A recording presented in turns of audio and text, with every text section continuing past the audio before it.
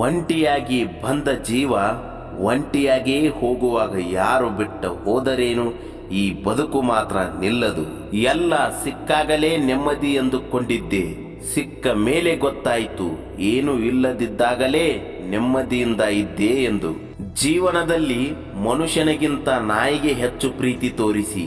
ಯಾಕಂದ್ರೆ ಮನುಷ್ಯ ಯಾವಾಗ ಬೇಕಾದರೂ ಬದಲಾಗಬಹುದು, ಆದರೆ ಪ್ರಾಣಿಗಳು ತೋರಿಸಿದ ಪ್ರೀತಿ ಯಾವತ್ತೂ ಮರೆಯಲ್ಲ ಗೆಳೆಯರಿ. ನಾಯಿಗೆ ಊಟವನ್ನು ಹಾಕಿದಾಗ ಅದು ತಿಂದಿರುವ ವಿಶ್ವಾಸಕ್ಕೆ ಮನೆಯ ಬಾಗಿಲನ್ನು ಕಾದು ಸೇವೆಯನ್ನು ಸಲ್ಲಿಸುತ್ತದೆ.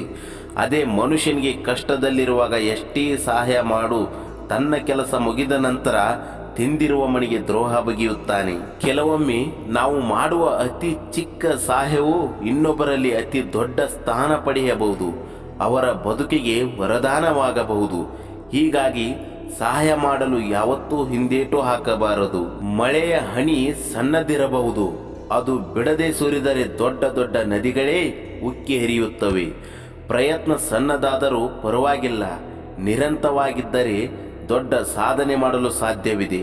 ಯಾವುದು ಸುಲಭವಾಗಿ ಸಿಗುತ್ತದೆಯೋ ಅದು ಮೋಸ, ಯಾವುದು ಕಷ್ಟದಿಂದ ಸಿಗುತ್ತದೆಯೋ ಅದುವೇ ಮರ್ಯಾದೆ, ಯಾವುದು ಹೃದಯದಿಂದ ಸಿಗುತ್ತದೆಯೋ ಅದುವೇ ನಿಜವಾದ ಪ್ರೀತಿ, ಯಾವುದು ಅದೃಷ್ಟದಿಂದ ಸಿಗುತ್ತದೆಯೋ ಅದುವೇ ಸ್ನೇಹ.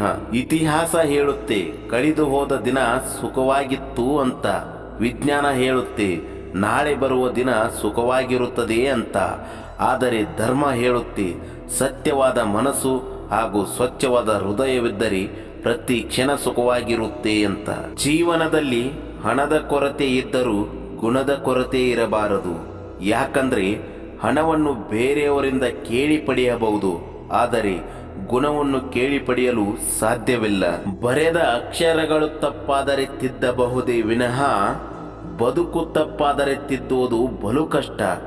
ಬದುಕನ್ನು ತಪ್ಪಾಗದಂತೆ ಬರೆದುಕೊಳ್ಳಿ.